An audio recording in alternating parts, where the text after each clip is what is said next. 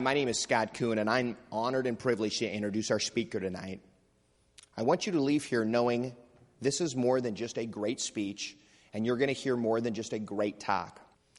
Tonight you're going to be listening to a Michael Jordan of our industry, somebody that is so extremely successful that they have transcended our industry. To give you a snapshot of Mr. Duncan's background, Greg Duncan has been a private business owner for the last 15 years. He runs a global company generating hundreds of millions of dollars in volume that he started with no outside investment. As a result, he is ranked in the top 1/10 of 1% income bracket in this country. We've asked him to speak tonight because he has achieved a rare combination of massive income coupled with control of time and an extremely balanced family life. And you know the mark of a great leader is not what he does, but who he brings behind him. And Greg Duncan has mentored hundreds of world-class leaders in our industry. Mr. Duncan sits on a board of an elite organization for private business owners, which he consults more than 500,000 people a year to help successfully develop their own private business. He's a chief advisor for a multi-billion-dollar distribution company on and off the internet. And as we know, the wealthiest people in the world are not better than me and you. They just have access to different information, and when they get it, they apply it. Greg is going to be sharing that information with us tonight. Please will you help me welcome Greg Duncan.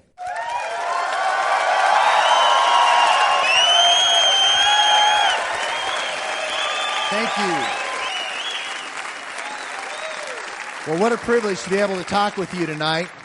I'm very excited to talk about taking advantage of the biggest revolution that's ever gone on in our history, and taking advantage of that so you and your family can start to do some things you've never done before. We are at the crossroads in history like never before. What a great time to be alive, and what a great time to be making decisions for your family. And I want to talk to you about that tonight. I want to challenge you a little bit to think about why you do what you do and why you can take advantage of the things that are going on today.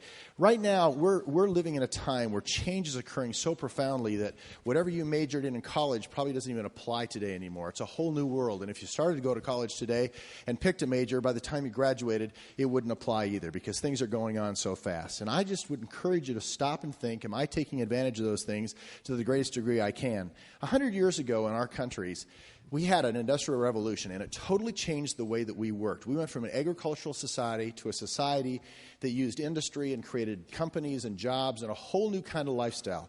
And yet, what happened with that in the early 1920s is we created some wealth that was gigantic for a few people. But there's still a lot of people that didn't have that wealthy lifestyle. We were recently back in Providence, Rhode Island with some friends on a private yacht trip, and we stopped in there and looked at over 10, 15 mansions that have been put together as today museums and are historical landmarks, but were the summer homes, fifth and sixth homes of some of the wealthiest families in America back then. The Vanderbilts, for instance, had 3 of those homes.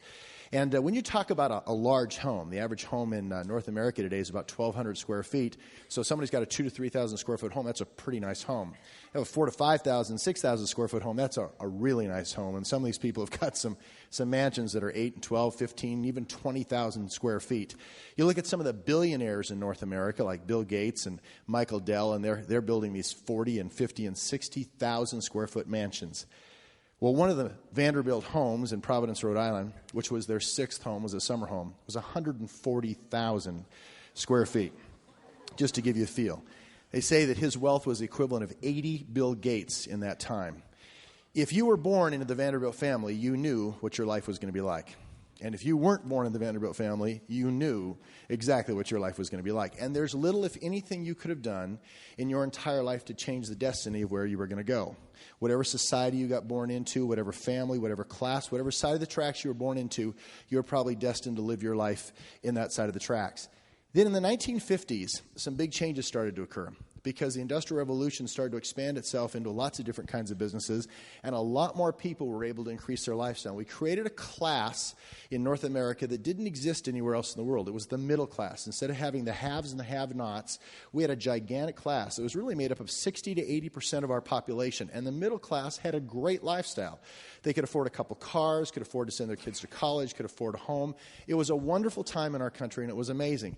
College education became very important. If you wanted to get ahead, you had the chance to do that. You had the chance to go to college or maybe get some education or maybe get some VOTEC training and make a better life for yourself and your family, something that didn't exist just 30, 40 years before that. And if somebody wanted to, they could work pretty hard to go do something like that. But we still had limitations. And we even had limitations those times that weren't just economic structured. We had race limitations or sex limitations. And, I know that women had certainly a harder time than they do today because it was a very male-dominated society. But things have changed. Here we are in the year 2000, 2001 coming around the corner. And we live in a world today where most of those barriers have been lifted. Because of the change in technology, whether it's telephone, satellite communications, the internet, e-commerce, or whatever it is, I don't care what family you're born into. I don't care if your family abandoned you. I don't care what race you are, what creed you are, sex, religion, age, it doesn't matter. You live in a society today where because of technology and its empowerment, you can be anything you want to be. You can become anything you want to become.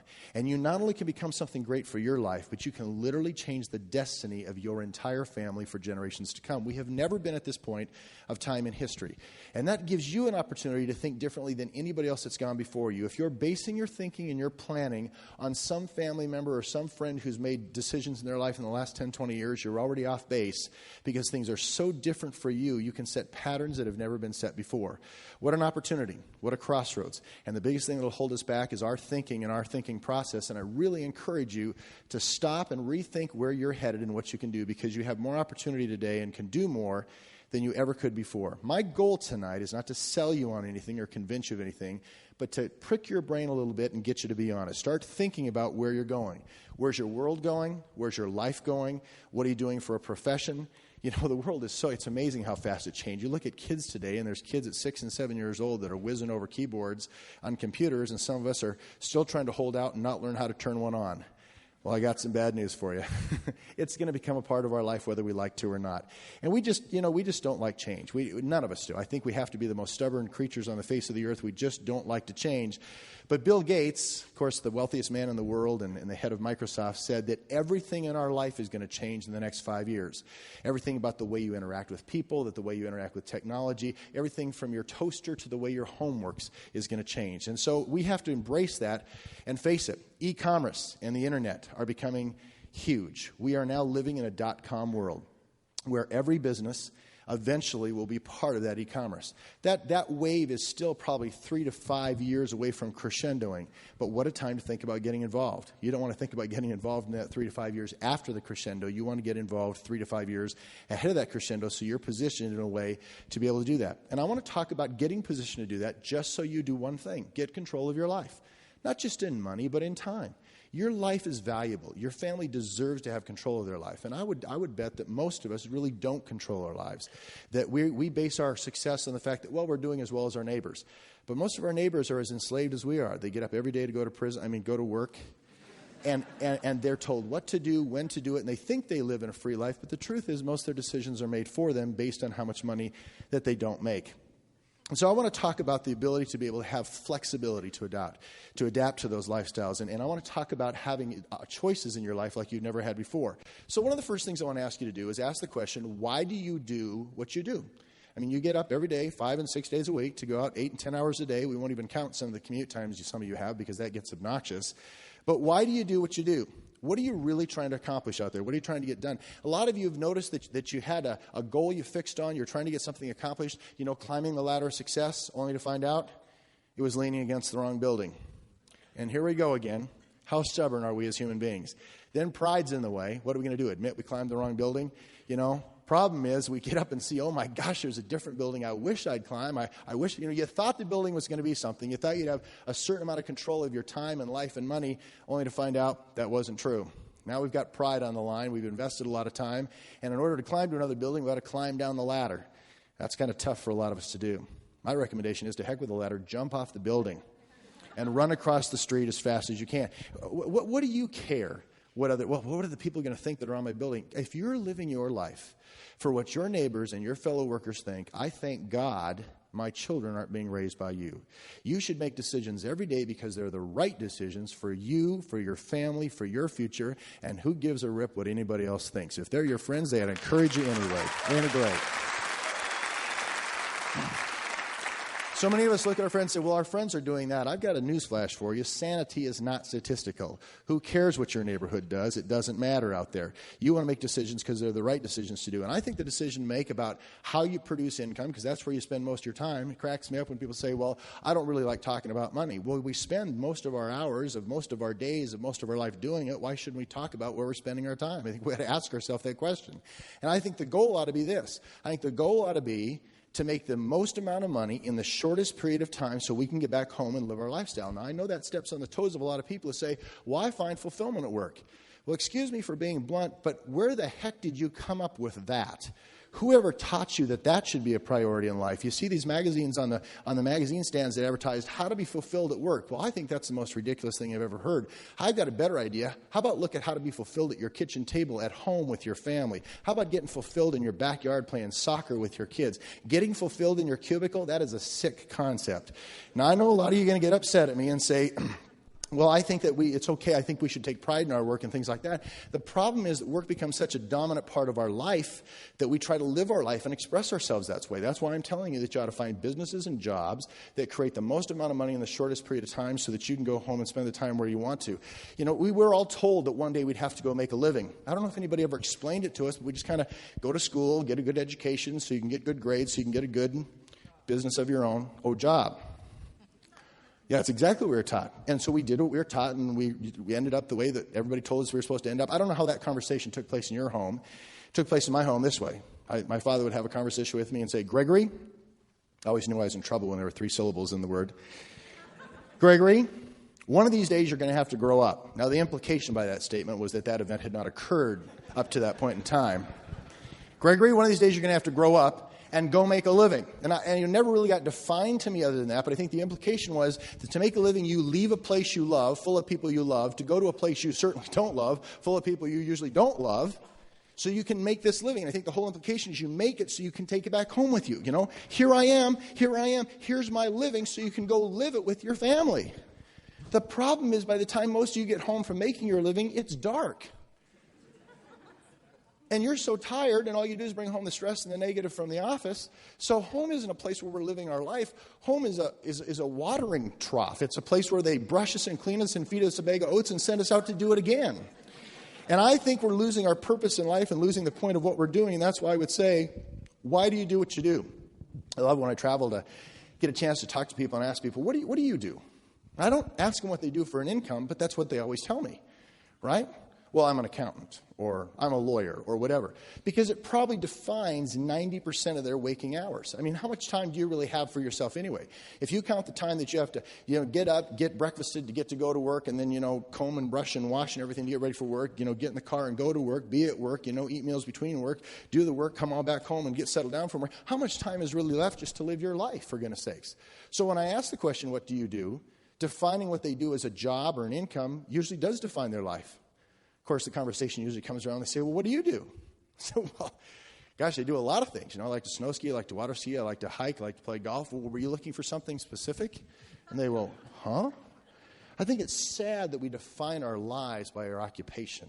I think that you're worth more than that. I think your family deserves more than that. And I think we ought to start defining our lives by our family and our involvement with them and the enrichment that we have with our lives with that. And I encourage you to look at businesses and demand that of your life. Demand that of the businesses you get into. Not sit around and say, well, my neighbors don't do anything different, so why should I? A lot of people don't like us talking about making money because they think it's wrong. I'm not supposed to talk about making money. I'm just supposed to love what I do. And a lot of people will be offended by what I've said to you so far and say to me, well, Greg, I really love what I do. I don't just do it for money. Now, I'm really not trying to be antagonistic with you, but I think you're lying. Because my guess is if they stopped paying you, you'd stop showing up where you work. Well, wait a minute. What happened to that torrid love affair you had going? I thought you loved working there. People say to me, well, Craig, of course you have to be practical. I was being practical. I thought you were doing it for the money. You're the one who lipped off and said you did it out of love, and I think you're lying. I don't think you're doing it out of love. I think if they laid you off, you wouldn't go back and say, no, there's been a misunderstanding. Probably my fault. I'm not here for the money. I'm just here for the aura of the whole thing. And if that's not true, then it's okay if you want to lie to me, but quit lying to yourself. Be honest with yourself about why you're really doing what you're doing.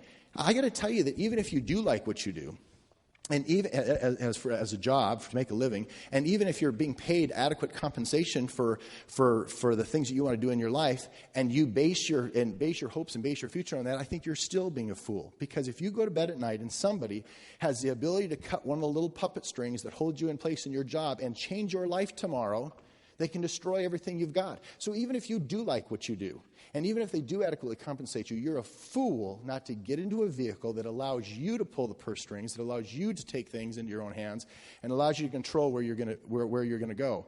I get so many people that get so distorted in this because so many people have jobs, they think that's where security is, and they have this false sense of it.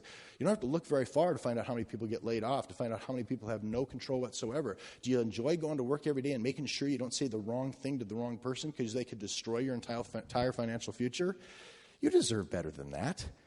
You live in a free country, for goodness sakes. How ridiculous to be restricted by that kind of thing.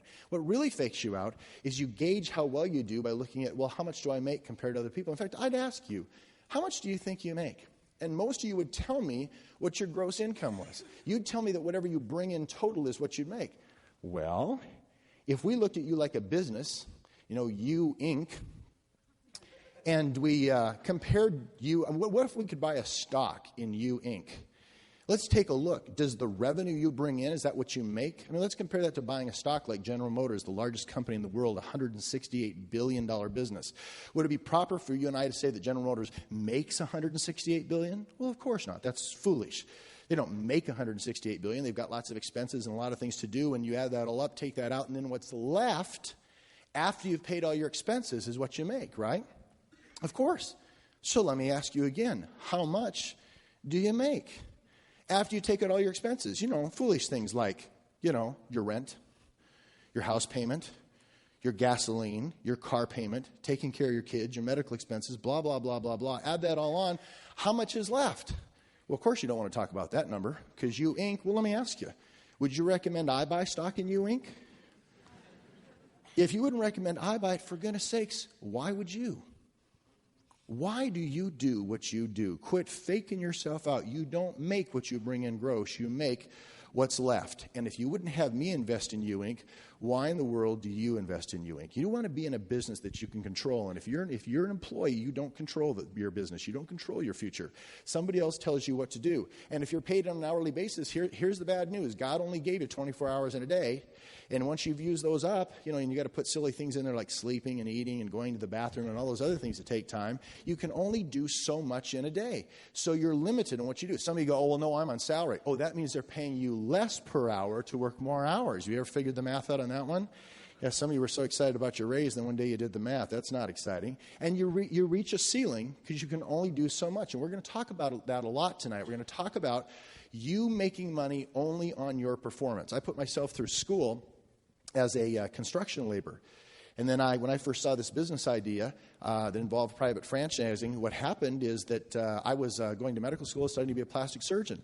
Now, granted, you can make a different amount of income per hour as a plastic surgeon than I could as a construction laborer. And yes, you wear a little bit different uniform, but the results are still the same. You can only do so much in a day because you can't, because you only get paid for what you do. When your production is tied just to your ability, when your income is tied just to your production, then you're limited on what you can do, and you can only go so far. Some of you are employers and say, well, see, I've made more of me. I've duplicated myself out there because I have employees. Really? How many of your employees would you say are equal matches to you and are as excited and as driven and disciplined as you are about that business?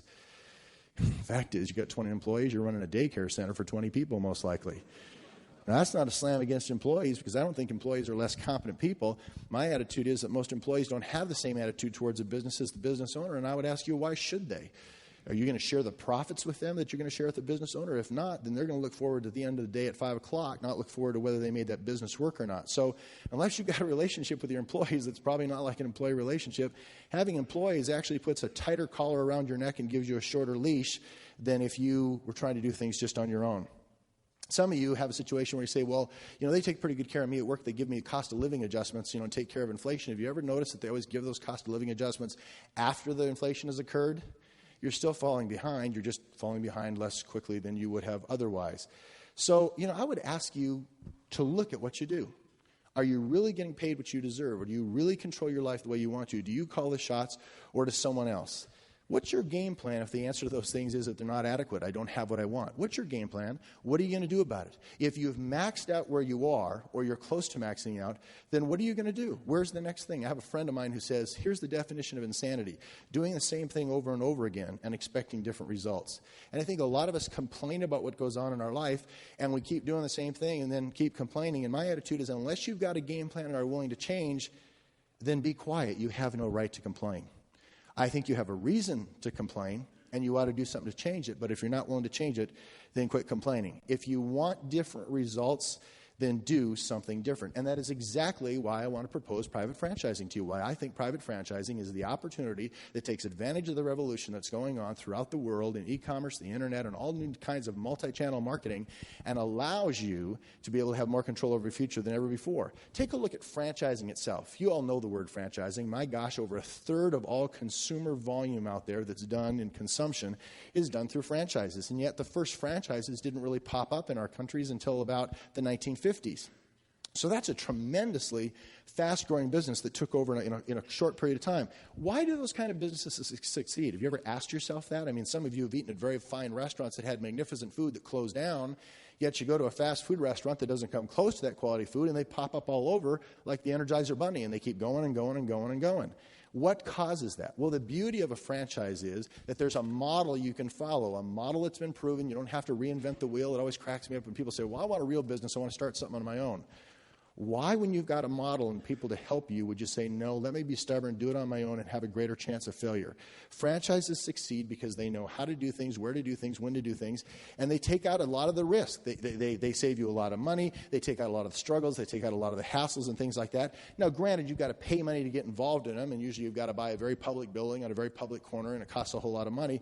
But it's still a lot better than starting a business on your own. The difference to go to private franchising is that you can have all the benefits of a franchise. You can have something that you can mold, you can model, you've got people to help you.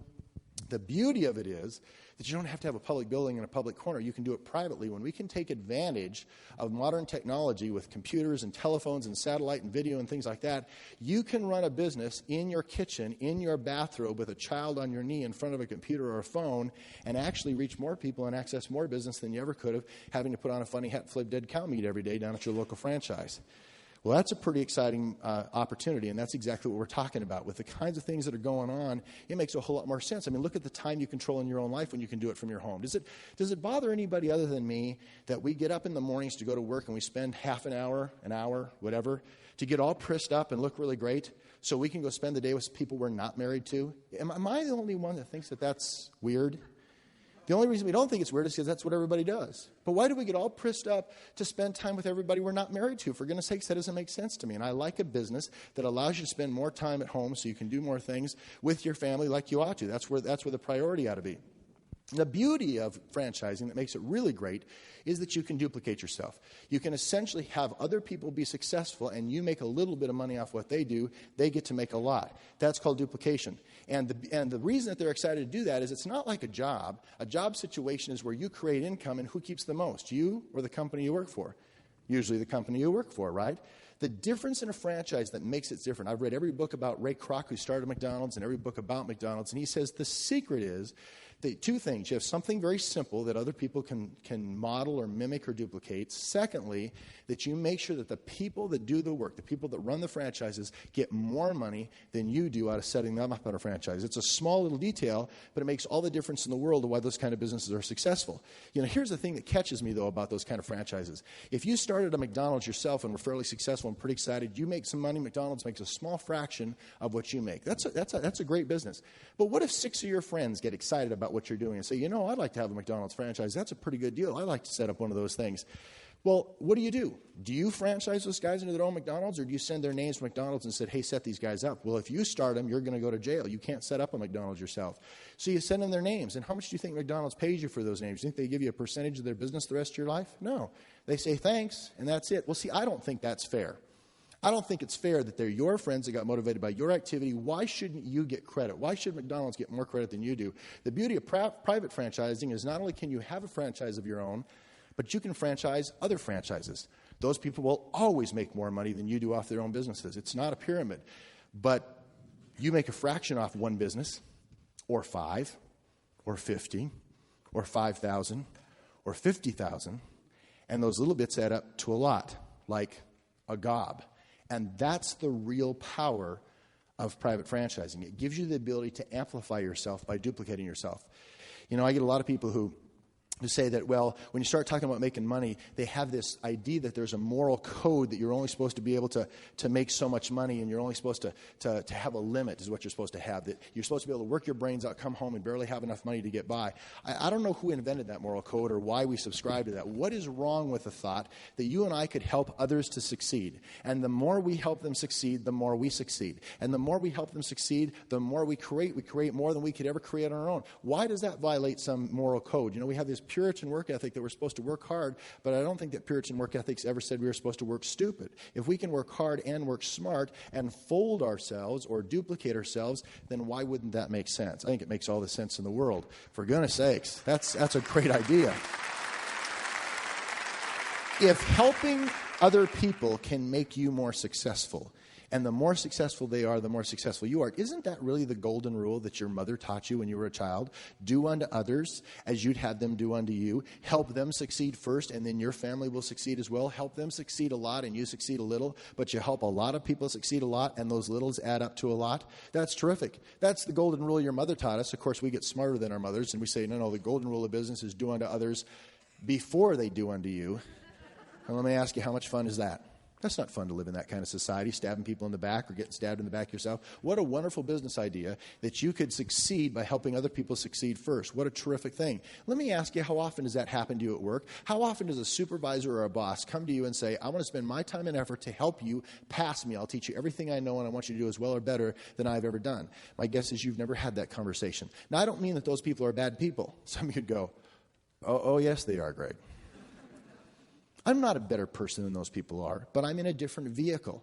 And that different vehicle allows me to say to you, I want you to pass me. I want to teach you everything I know. There's nothing I want to hold back, because the sooner you succeed, the better you do than I did, the better I'm going to succeed. I want you to create things faster and better than I ever did. If we've done our job right, you ought to do better than we did, faster than we did it. That's our entire goal. And that's what really excites me about private franchising, because I got to tell you, I'm a skeptical guy, and I take a look at lots of other businesses, and I subscribe to 31 different business journals, magazines, and economic analysis papers, and I have never seen anything that offers that kind of help. I've got a screen on my computer that every day screens 1,500 publications around the world that pulls out keywords to take a look at different things that are going on, and I have yet to find anything that will touch what we're talking about. I've never seen a vehicle in the world where successful people will come in your industry and spend time and effort and try to get you to pass them. That's huge. You know, whether you understand that industry totally or not doesn't really matter. What's important is, for goodness sakes, I want to be part of that. That's huge. You know, when you understand that concept, I get people saying, well, who wouldn't want to be involved in that? I remember when I bought my first house, I'd been involved in this business for 4 or 5 years, and I sat down with a banker. He was sitting behind his desk and, you know, had his real nice little suit on and everything else, and I sat down and put all the papers in front of him and everything, and walked in my jeans and a leather coat. And he looked at my income statements and went, wow. I said, what's wrong? He said, you made more money in a year than I'll make here in the next 5 years. I said, well, what's wrong with that? He said, well, nothing. I can't believe you can do that. And I explained to him what I do for a living and how private franchising works. And he goes, oh, yeah. I've seen that kind of business. So a guy stands up in front of a room and gets on a board and draws out how a business like that works. I said, oh, you been to a meeting like that? And he said, yeah. I said, well, what'd you think? He said, well, I didn't believe it. I said, well, I did.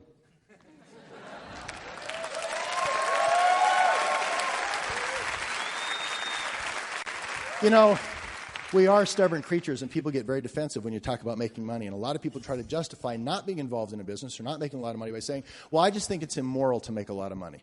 And that always fascinates me, because I don't want to be an immoral person. When I started this business, I was a 24-year-old kid, and, you know, I was very impressionable. Didn't certainly have all the answers in the world, still don't today. And I wanted to understand. And so I'd ask these people, well, where do you get this moral amount? In fact, I heard this more often at my church than I heard anywhere else.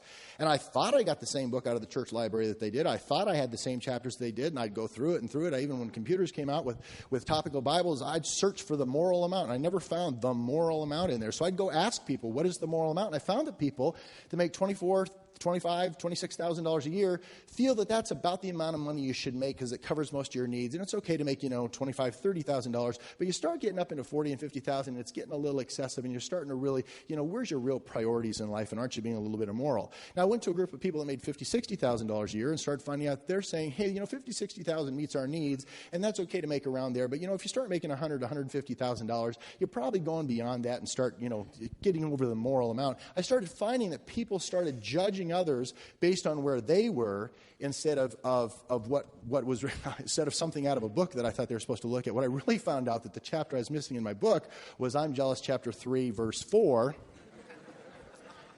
And I found these people were judging by what they couldn't accomplish with other people. So I started hanging around with people that make millions of dollars a year, and I haven't felt guilty ever since.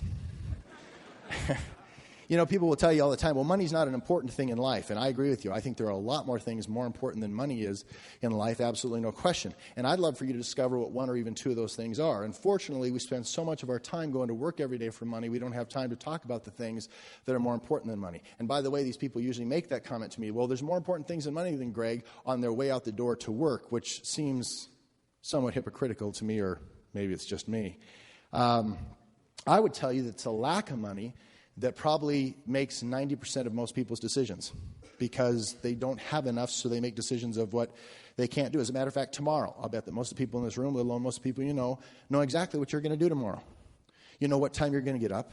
You know what you're going to wear. You know where you're going to get in a car, and you know where you're going to go. Isn't it amazing how everybody in this town tomorrow just coincidentally are all going to choose to drive at the same time tomorrow? And yet money's supposedly not supposed to be important. See, I think money's a lot like air.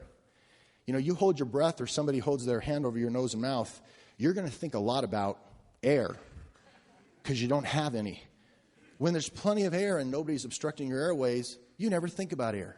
So I think money's the same way. When there's plenty of it around, you don't have plenty for the purpose of showing everybody how much money you have. Look how much air I have. We don't do that. The reason you have plenty of money around is not so you can stack it up in your living room and go, my pile's bigger than yours. But that's not the point. The point is when you have enough of it, you don't have to think about it all the time. And my guess is you think about it all the time because somebody's obstructing your money way or airway or something out there. And I think that you deserve more than that. I think your family deserves more than that. And I think you ought to look at doing something better in your life, having a little bit more freedom in your life.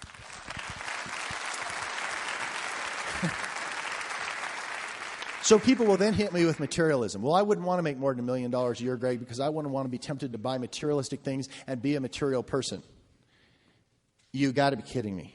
That's the best you could come up with? You and all the other friends in your trailer park hung around, and that's the best you came up with? You've got to be kidding me. For goodness sakes, guys. If that's all you can think about is you, first of all, if you have $1 million and the only person you're going to spend it on is you, you're that shallow, have that little concern for anybody else in your family, let alone society, and the only person you think of is you, and the only thing your imagination, your creativity can come up with is to buy materialistic trinkets, that is sad. If you're that shallow, have so little soul that the only person you can think of is you, and the only thing you can think to buy are materialistic trinkets, I pray that you stay broke the rest of your life, because we don't need people of your shallow character amplified in our society, particularly by $1 million. I agree with you. Stay broke. But if you have a soul, if you know there are people crying and in need every single day, and that $1 million a month wouldn't begin to touch your near community and town, and you realize that those people are in need, and you realize there's great things you could do for those people, and you're the kind of person who thinks of others and can reach out and you can think of things more than materialistic trinkets, then I hope that you'll become hog-stinking rich, because we need people more like you that care about people instead of running to the government and depending on them for every little thing that comes up. If we all took responsibility and took care of our own families and our own communities, we could cut our federal budgets by over 3/4 and wouldn't have to have politicians running our life. And that's the way it ought to be.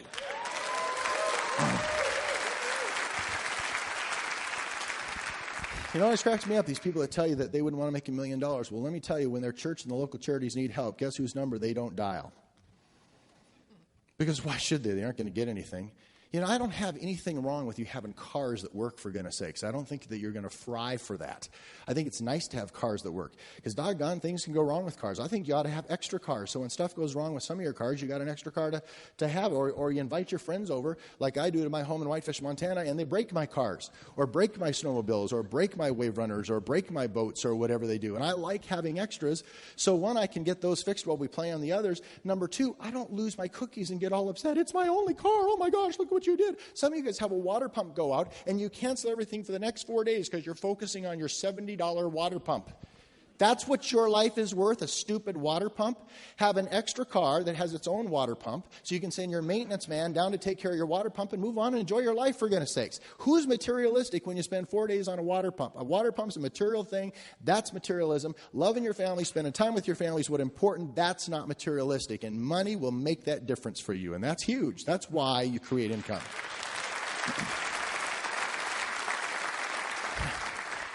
You know, and it's taking more to make that income today than it ever was before, isn't it?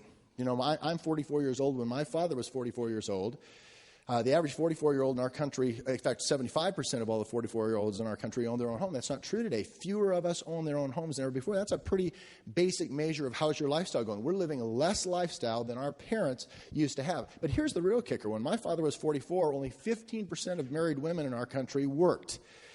15%. Now, if that number had doubled to 30, wouldn't that be one of the most astounding statistics in our society? Wouldn't we be talking about that a lot? If it had tripled to 45%, wouldn't it be huge? You know what the statistic is? 65%. 65% of married women have to go outside of the home and work, or choose to, whatever the case is. Today, we have more women working in our society today than we have ever had in the history of our society. Now, why is that? I'm the first one to tell you that I support equal rights for work, that I support the right to get equal pay for equal work. And I'm the first one that says we shouldn't prejudice against people because of their sex or their race or religion or whatever. But if you were to tell me that more women work in our society today than at any other time in our history because of the fact they have the legal right to, I differ with you. I think women work today because they like things like food, a roof over their head, a decent education for their kids. And I think women are fighters. I think they're winners, and they'll do whatever it takes. And the fact is, it takes two incomes in most cases today to have less lifestyle than our parents used to have. Doggone it, there is nothing wrong with being able to focus on finding a different way to create income in your family so that you can go out and have a better lifestyle. I do not see anything wrong with that at all. It is a sad statement when one of the fastest businesses growing in our country today is daycare.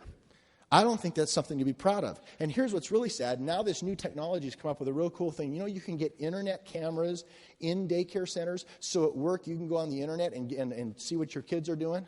Am I the only person that thinks that's sick? That's the wrong direction. I think a woman's place, oh, you're not going to like this. It's all right. We need some extra seats. There's exits in the back you can leave. But before you scratch my eyes out and get all upset, just hear me out. I think a woman's place is in her home with her kids and her husband too. I think kids need to be raised by both parents. Why should my wife get all the privilege of raising our wonderful kids? I want to be there as well, and I think you ought to find businesses that allow you to do that.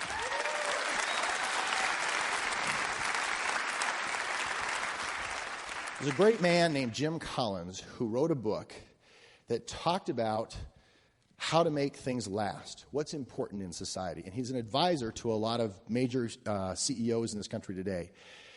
And one of the questions that he poses is a question I'd like to pose to you. If we put $200 million in your bank account tomorrow, now we picked that amount because whatever needs you have and even dreams you have, I would guess that $200 million would probably attack most of them. Somebody may say, no, I want to give $83 zillion to the United Nations to feed poor people. Well, that's a neat goal, but when you can't even pay $20 off your MasterCard, let's get a little bit real. And I would say that $200 million probably blows away most things. The whole point of putting $200 million in your bank account is we're going to remove money as a factor in your life. Here's the second thing that happens. That we announce to you that you have 5 years to live. You have $200 million in your bank account. You have 5 years to live. Here's my question. What would you do with your life? Would you change anything that you're doing right now? Yeah, the answer for most of you is I'd change everything. What did you just say? You just said that you're not doing anything that you'd really like to be doing. Guys, don't go through life like that. Life is too important. You are too important as an individual, as a mother, as a father, as a wife, as a husband. You're too important not to be doing anything you want to do. You're uncomfortable changing. You don't like to change. Let's quit being the most stubborn creature on the face of this earth and start doing things that are right because they're right and making changes now. Quit waiting until our world is perfect or we're forced to. Let's make changes now because they're the right thing to do. That's why you need to get involved in private franchising. And I like asking people, what would those changes be? What would you do that's different? You know, and I find that most people, when you offer them the opportunity to make more money, what they do is they take the lifestyle they know and they just make it bigger or better. Well, I want a watch, I just want a nice watch. I want my kids to go to school, I just want them to go to private schools. I want a house, I just want a bigger house. I want a car, I just want one that runs. You know, better things than what they've got right now. What if you could reinvent life? What if you could reinvent the way you live your life? What if you could take the slate and wipe it clean and instead of just making all the print bigger, you could put new print down? What if you could choose to do the things the way you want to? I mean, my dreams don't have to be your dreams, but just to give you an example, our children are incredibly important to us. My wife, Lori, and I dedicate our lives to making sure that we're raising better citizens, and because we spend so much time with our kids, as they're maturing and becoming adults, they're becoming our best adult friends that we have. And we think education is incredibly important with their kids. And my goal is to have kids experience education that it involves real life so they can see what real life is really like. So I was taking my children out of our private school and taking them to Europe and taking them to Hawaii and taking them lots of different places so they experience real life. I just think you can learn a whole lot more about the American Revolution by actually walking the Freedom Trail in Boston and seeing exactly where Paul Revere lived and those kind of things, as opposed to just memorizing it for a test and forgetting it the next day. And I'm the one who got called into the principal's office. The principal called me in and lectured me and said, Mr. Duncan, you have to understand that your children have to be sitting in a classroom a certain number of days a year, or we can't move them on to the next grade. So I said, heck to that, and I bought a school.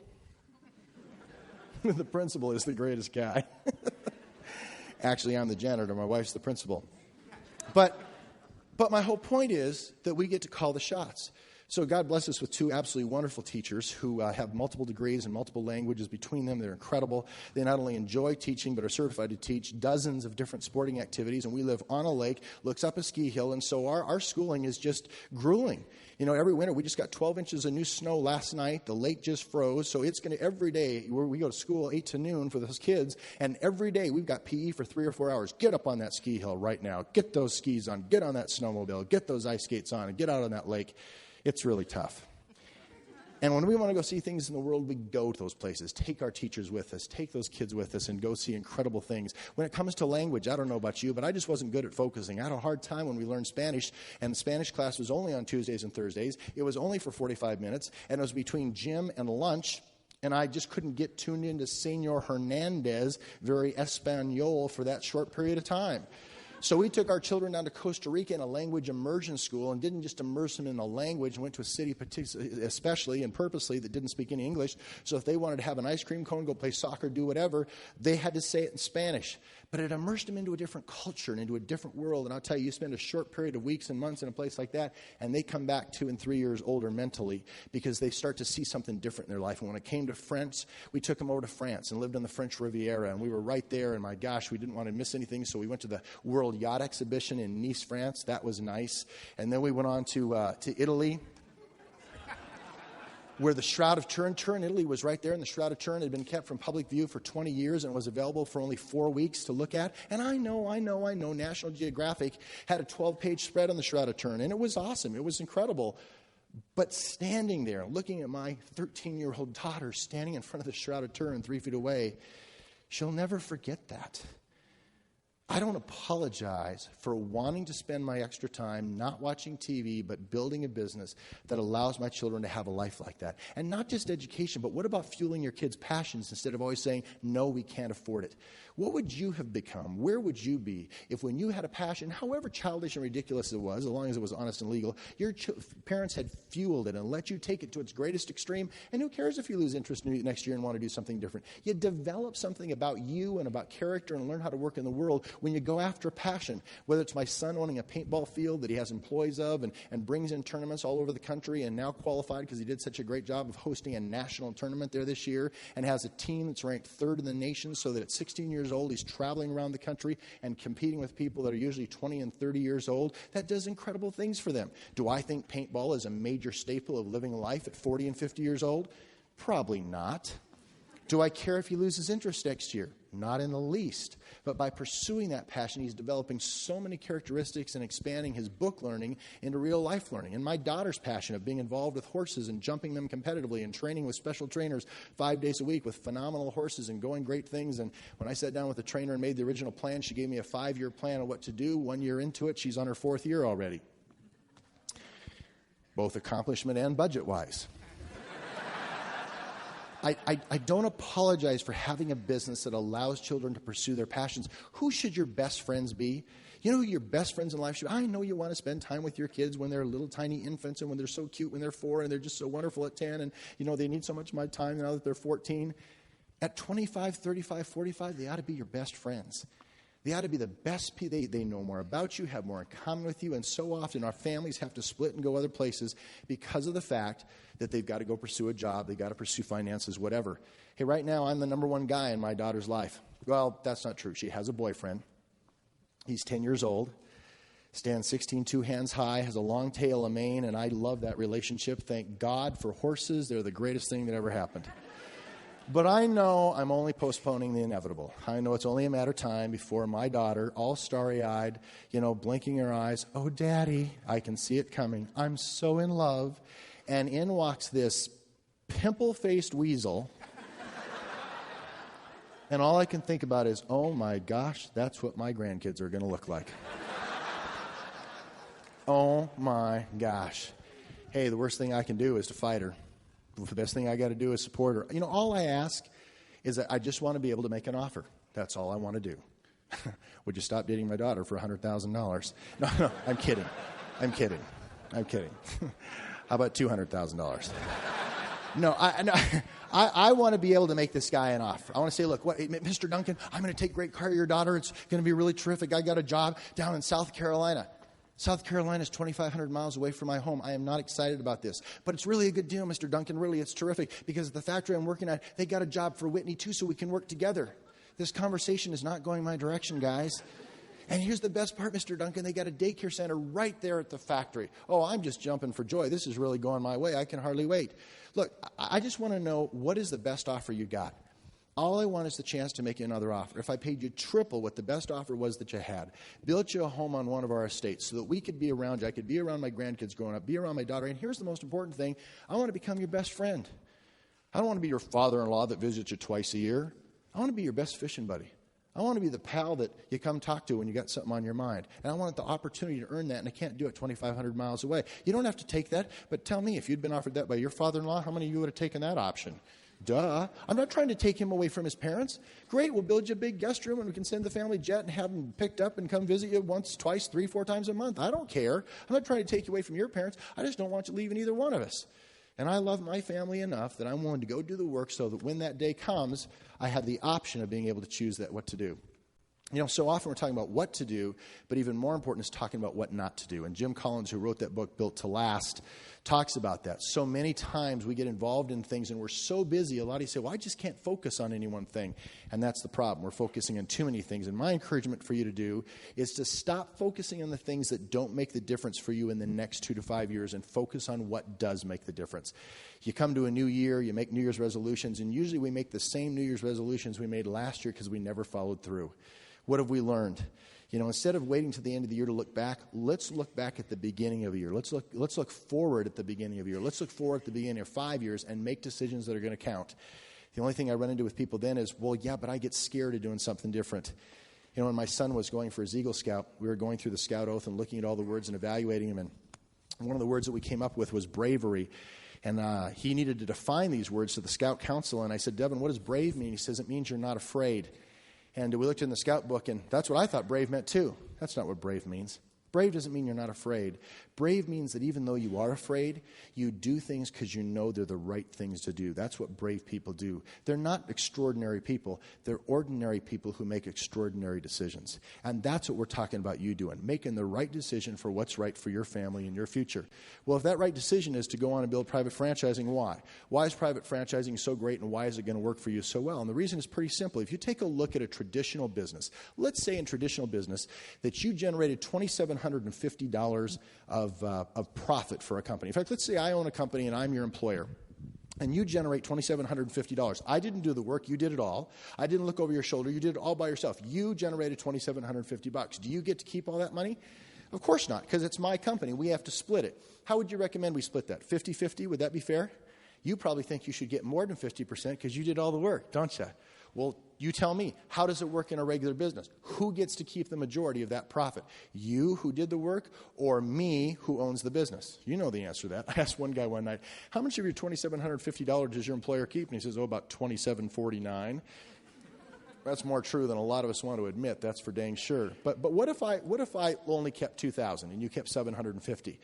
The fact is that you're still not very motivated. I'm taking home most of your profit, and that's why you look forward to 5 o'clock rather than look forward to the business.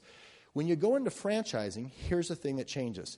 You generate $2,750 of profit. The difference is the franchisor takes the small amount and you keep the big amount. You keep the $2,000, they keep the $750. Would you be more motivated by that? That's what Ray Kroc said was the difference. If we did this at your factory tomorrow where you work or your place of work, if the one thing we changed, we didn't change the name of the company, didn't change their products, didn't change the people who work there. All we changed was how they get paid. What if starting tomorrow we let the people in your company keep the majority of profit they created out of their own work? Would people have a different attitude tomorrow? Yeah, they'd come in earlier, they'd stay later, they'd work harder, they'd be fired up out of their minds, wouldn't they? Because you changed that one thing, and that's exactly how private franchising works. I've never had a single person get mad at me because we helped them do something like that. It's the same thing as going to one of these wholesale warehouses like a Costco. You ever bought something at a store like that, gotten all excited, come back and told a friend to go shopping there? How much does Costco send you for sending your friends there? They not only don't pay you once, they don't give you a percentage on everything that person buys. What if they did? What if you could get a person excited about shopping at Costco, got them signed up to be a Costco shopper, and Costco gave you a percentage of everything they ever bought for the rest of their life? Would you be excited about talking to a second person or a third person? You know, that's all e-commerce and private franchising is. That's all it is by word of mouth and excitement that you spread an idea like that. Now, that brings up people saying, well, I wouldn't want to make money off other people. Well, guys, if you have a job, you already bought into the concept. Somebody's making money off you, so how come all of a sudden you got so pure on me? There's nothing wrong with people making money off other people. The bad deal is when you do the work and somebody makes more money than you do, that's a bad deal. If you're going to do the work, you ought to make the most money, and that's what private franchising does. The people who do the work make the most. Those who help in a system make a little bit. But you help enough people be successful, and those little bits can add up to a lot. Nobody's ever gotten mad at me because I helped them make $2,000 and I made $750. I hate you, Greg. I'm making $2,000 and you're ripping me off for $750. Nobody's ever gotten mad at me for that. So what should I do? Not be involved in a business where I can help people make a whole lot more money than I make off their business? I should have stayed a construction laborer so I could sit on a curb and eat my lunch. Say, hey, can I trade my plastic enclosed tapioca pudding for your banana? Boy, sure glad I never got involved in a business where I helped you succeed because I would have made some money off you. No way, man. Solidarity. I stayed down here and struggled with you. Whoops, there's the whistle. Got to go back to work. You've got to be kidding me. I travel all over the world, play golf, sit on beaches all over the world with my friends. You think the whole time we're there, they're saying, I hate you, Greg. I hate you, Greg. I can't believe you're forcing this down our throat. I don't think so. You wouldn't take advantage of your friends. Your friends pray to God that they'd have a friend like I am. Why don't you be one like that? That's why private franchising is important.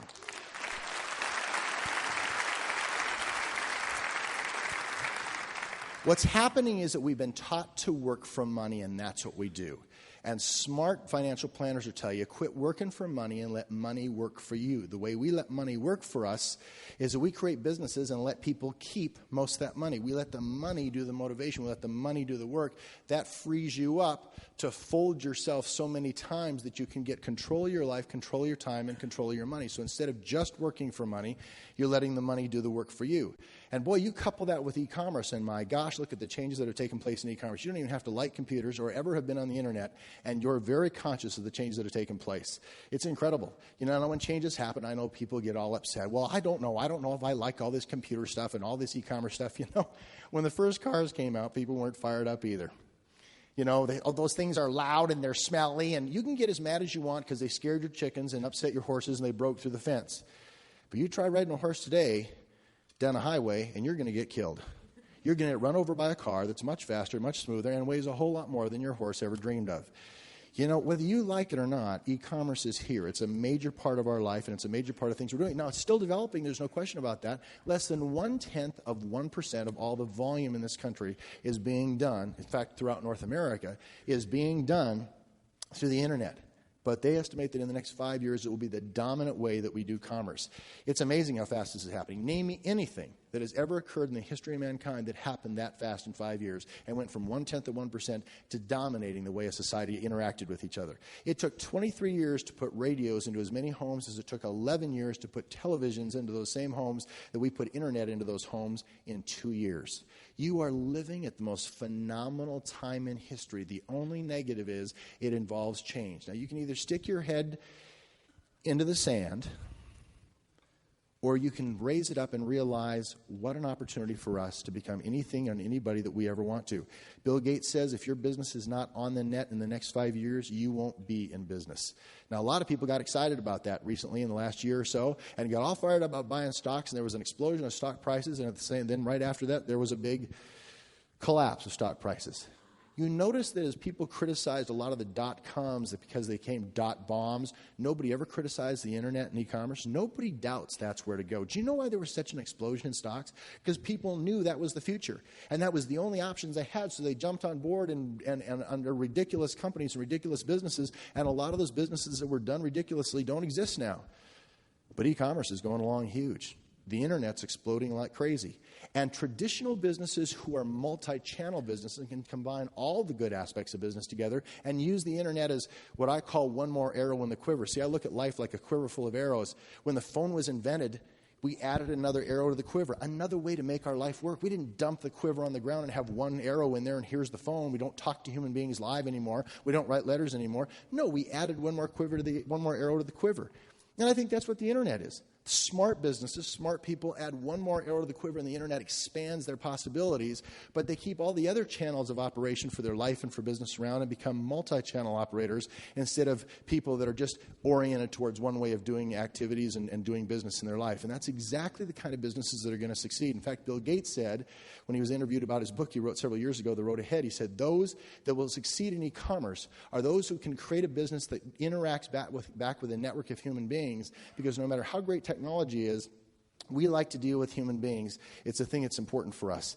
And what you start realizing is that this concept is going to work. E-commerce is going to work. It's going to be huge in our life. In fact, let me ask you, you tell me, you guys tell me, how is this interacting with your life? Let me just ask you a few questions.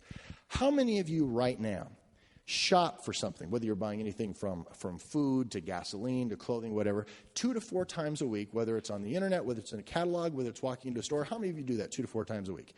Just about everybody. I mean, we engage in commerce all the time. Stop by a pack of gum, that counts. Anything like that.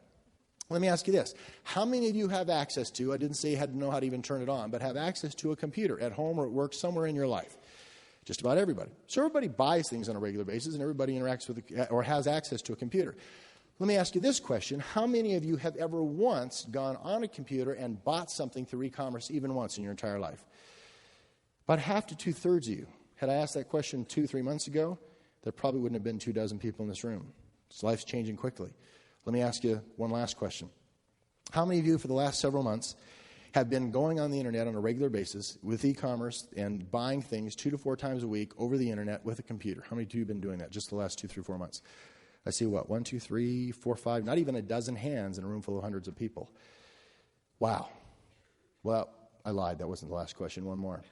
How many of you know for sure that in the next 3 to 5 years, e-commerce will become so big in your lives, you'll probably be on the internet and buying things 2 to 4 times a week? Just about all of you again. Do you realize what you said? You know for sure that this is the biggest explosion that's ever occurred, and it's going to be huge in your life. It's like all this momentum, all this critical mass is building up, and it's just going to explode.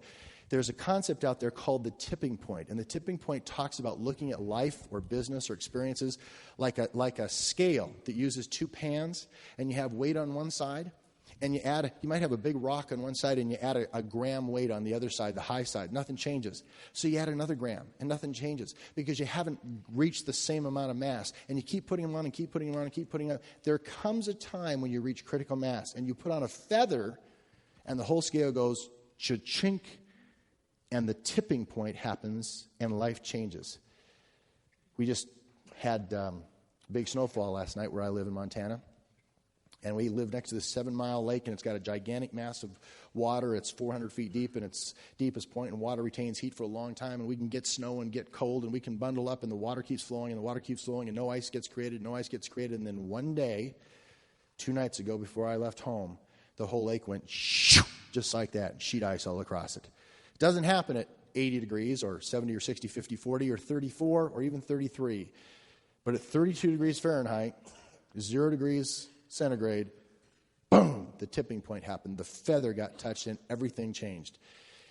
If you want to be involved in a business that's going to change your life, ask the question, are you in an industry that's at critical mass and about ready to reach its tipping point?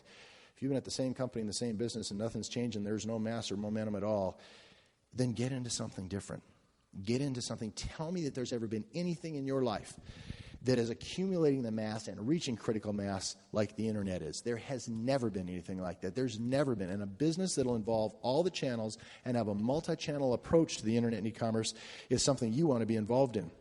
That's huge. But how do you get involved in it? Well, you can get involved in it by buying a stock like a lot of people did, and that was kind of tough. Or you could build your own website. Go down to the local to a local hotel, and somebody puts on a little clinic, and you pay your $75 and learn how to put up your own web page. Well, I'm happy for you. That's nice that you did that, and you can take what other hobby you have, like maybe you like to carve wood ducks, and we could start carveducks.com or something like that. The sad news is there's already 500 million websites out there, guys, and there aren't even that many people living in North America. Why are people going to go to your website? Better yet, why are they going to stay there? They call that stickability. And how often are they ever going to come back? We're talking about private franchising using an engine that drives us called Quickstar.com, and we get 25 to 35 million hits or visits every single day because we have so much to offer. So when you get involved in business, that's already there for you. It's already put together for you. It's not something you have to go out and figure out. There's no question that this is where business is going. The question is, can you get involved from the inside?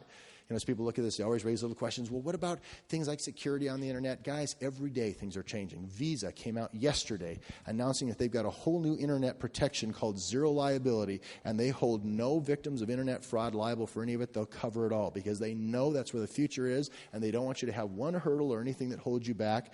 That's a big deal. The largest revenue producer on the web for consumer shopping is called Amazon.com.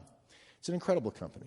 They started out as a simple bookstore. They expanded into books, into videos, and sell a lot more things. They've done a great job, and they ran $2.2 billion of volume in the last 12 months alone. The problem is, like a lot of companies that are on the internet, they haven't created any profit because at the same time they created $2.2 billion worth of revenue, they created $3.3 billion worth of expenses. My math calls that a $1.1 billion loss. I'm not sure how long you'd keep your job losing money that quickly, but that's why those kind of companies are under so much scrutiny. Let me tell you the difference of what's going on. Companies that have not just pure internet play, but combine the other arrows in the quiver. They call them bricks and mortar businesses that already have warehouses, businesses that are already out there doing other things. Those kind of businesses are able to balance that and create actual profit because they don't have to go build warehouses from scratch. It's exactly what Quickstar does, and we're going to talk about some of the numbers they got from that. USA Today, the newspaper, came out with an article recently and said that the internet belongs to the marketers, not to the geeks who write the computer programs, but the marketers. And isn't it nice to look at a business? You don't have to be an engineer. You don't have to be a computer programmer. You don't have to worry about computer code or what your server farms are doing or how your links to partner stores are working. All you've got to do is focus on the marketing part of it. And that's exactly why Quickstar.com is so incredible for you. This is on the front lines of the revolution going on right now. There's incredible things happening. Last year, our first full year in business, we did $518 million totally debt-free. We didn't have an IPO. We didn't sell stock because we don't need anybody's money. We did that all debt-free, cash up front. Here's the good part. Amazon.com hasn't made 2 cents of profit yet. We created over $143 million of profit for independent business owners like you that running their own private franchises. It was paid back to them in profits and bonuses. That $143 million, not the $518, just our profits was more money than Amazon ran in total revenue after 3 years in business. You know how long it took them to get to our volume of 518? It wasn't until their 5th year that they finally reached that level. You realize what we're talking about? There is nothing out there like this. The difference is that you can't get involved in Amazon except as an employee, except to buy stock. You can't get involved on the inside. And Quickstar is an engine that's there to power you in your own business so you can go on and make this work. Now, we put Quickstar together on 9/1/99, September 1st, 1999, and opened with a bang. It's been incredible ever since then. Hit our first $1 million day. After our first after our first 3 months. After we had been in business for about 200 days, we hit a $2 million day, and last week we hit our first $5 million day. You can see where we're going and the things that are happening. What an exciting time. What an opportunity for you. That's great stuff. We had Microsoft do all of our software. We had IBM do all of our hardware. So we've got the best names in the business out there backing us up and guiding us. The two individuals that made this thing run were actually two families, the DeVos and Van Andel families. If you haven't heard about them before, go back and look up many back issues of the Forbes 400 as some of the wealthiest people in this country, typically ranking in the top 10. They've been absolutely amazing. They made billions of dollars in the manufacturing and catalog industries, ran sometimes over $6 billion a year just in revenue, but debt-free, so their profit structure was huge. They were successful in creating the best computerized robotic warehousing in the country, in fact, both in Canada and the United States, and were given awards as the best warehousing operations that ever existed. So talk about being ready to use the internet and e-commerce. They didn't just come up with a warehouse yesterday. They're the best in the entire North American continent. They've received awards from the United Nations for environmental concern and making sure that the products they produce are environmentally safe. Do you know how many companies, private companies, have received those awards from the United Nations in the history of the UN? 2. Only 2. And these families received one of them. That's amazing. They own multiple sports teams. The one you're probably most familiar with is the NBA team of Orlando Magic, but they own many others. They own several private islands and resorts. They own over 7 different yacht manufacturers. They have a multi-channel availability of businesses throughout the world, and they go on and on and on and on. But they believe so much in this engine of e-commerce and where it's going. They took all those assets, took all that wisdom and all that experience, and put that together, coupled with 55 other companies as partner stores, and started Quickstar on 9/1/99. That has expanded to well over 80 different partner stores today, and there are over 500 waiting in the wings that want to be part of what we do. But we won't let any of those businesses be part of what we do, except when every product that is ever bought from any one of those partner stores by any customer that you may have gives you credit back into your pocket every time they purchase something the rest of their life. And these 500 other companies said, but nobody else does that on the internet. We'd have to reprogram everything. That's exactly right. Nobody else does that, and we will not change, and that's why we're as successful as we are, because we give you what nobody else can.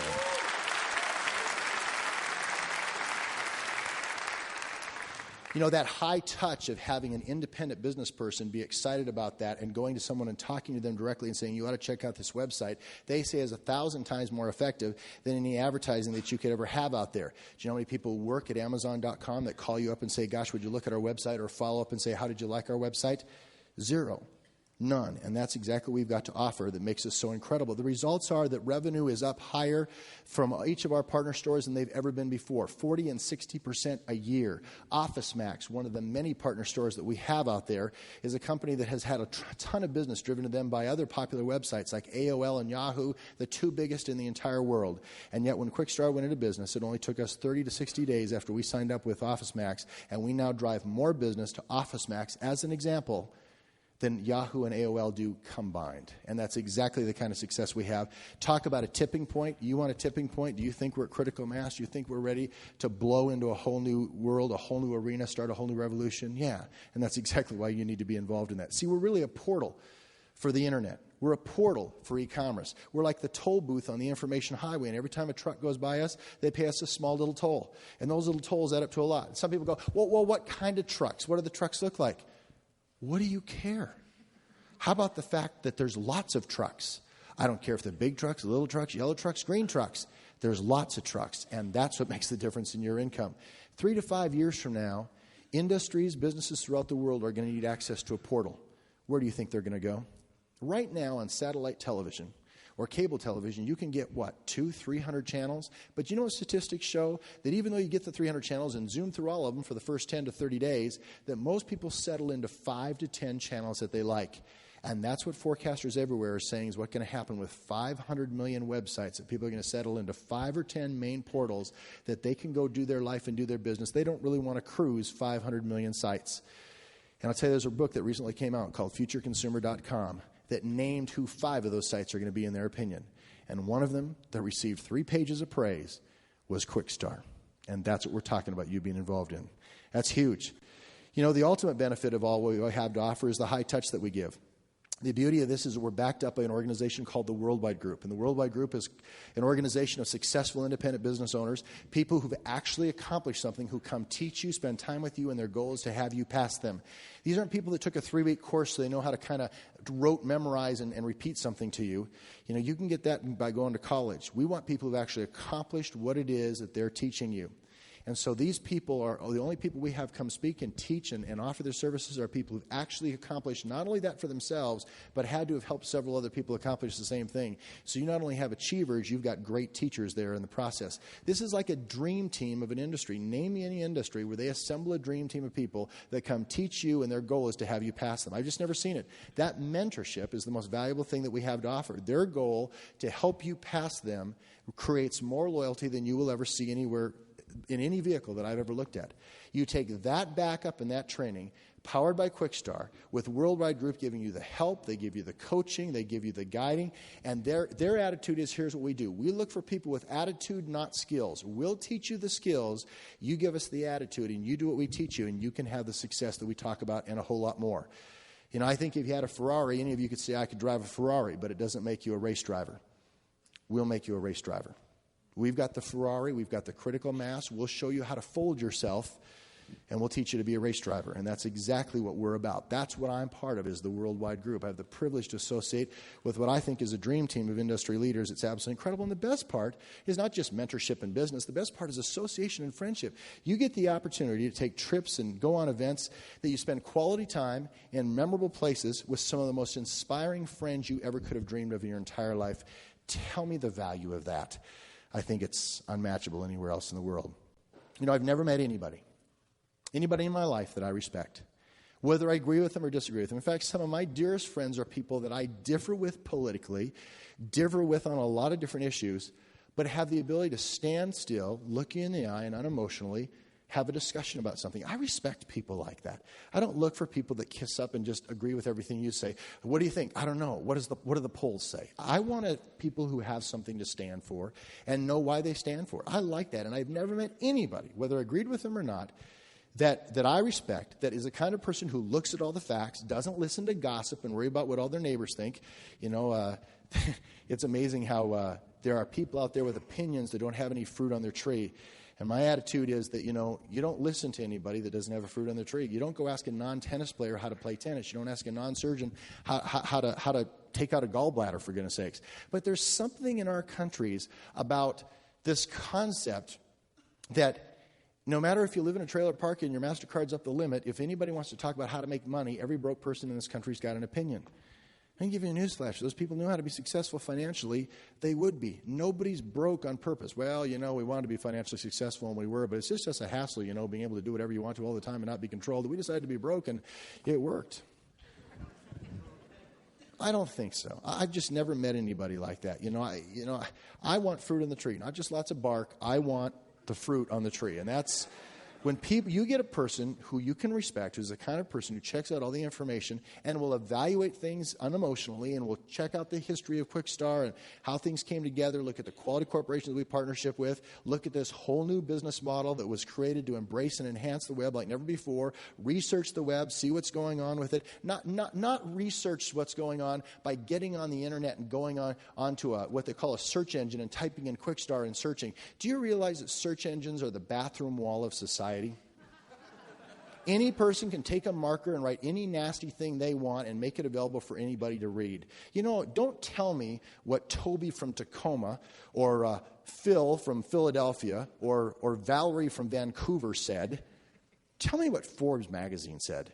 Tell me what Fortune magazine said. Tell me what Intel and Microsoft have to say in the internal white papers that they submit throughout their entire organizations, which, by the way, aren't available on the bathroom wall of society. You can't just pull them up on the internet because those are things you have to subscribe to, pay money for, because you know why? Because they have value. Or the most respected organization out there that evaluates internet commerce, called the Jupiter Communications Group, This group has fees paid to them by major corporations of $40,000 for their minimal services up to $400,000 for the kind of services and research they provide.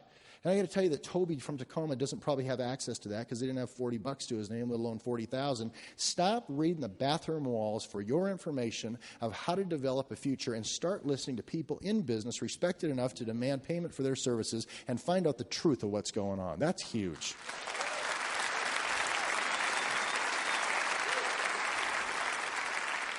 I've never met anybody who I respected, whether I agreed with them or not, that would do that research, do quality research, not listen to gossip, and would be unemotional in their evaluation, that wasn't impressed and even overwhelmed by Quickstar and where it's going. And that's exactly what happens in newspaper article after newspaper article, in magazine article after magazine article, in internal memo after internal memo, when they evaluate Quickstar, that it just goes with praise after praise after praise after praise because it's so incredible for your future.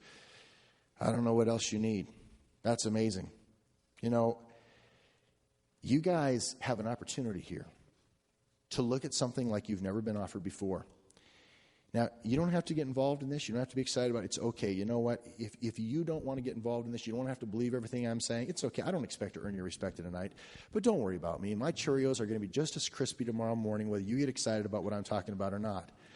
But if 1/10 of what I'm telling you is true, you're a fool not to check this out. You're a fool not to aggressively find this out. You're a fool not to pose a series of questions and find out for sure what this is about. Hey, if it's not what we say it is, what have you got to lose? But if there's 1/10 of a chance that I'm right, you're a fool. We're at a tipping point. We have more momentum reaching critical mass than you've ever seen in an industry that most of you are not involved in. You're aware of, you hear about, you tinker with, but you're not involved with it. And when you can multiply yourself by taking a simple act and folding yourself like a piece of paper, you can magnify the effect that you have for your family for generations to come. Let me pose the question to you one more time. Jim Collins, in the book Built to Last, and in his counseling of top CEOs and top movers and shakers of our society, asked the question, $200 million in your bank account, 5 years to live, what would you do? If the answer is that you'd change almost everything, one more time, then what the heck are you doing? This business can give you more choice and more chances to do what you want to do with your life than any other vehicle that you'll ever have. You won't succeed the first day. You won't go without making mistakes. But if you stay focused and continually ask yourself the question, what am I doing today? And what are the most important things that will make the difference 2 to 5 years from now? And you'll constantly practice that. And one more thing you constantly practice, you come up with a question and you go, oh, well, gosh, I had a bad day. Compared to what? Compared to a job where they imprison you and don't pay you what you're worth and demand more hours than they promised and can you any day of the week? Compared to what? Your worst day in this business will be better than your best day in a job. If you would change everything in your life, then this final question. How long are you going to wait to live the life you want and deserve rather than the life that you've been forced to live? God bless you.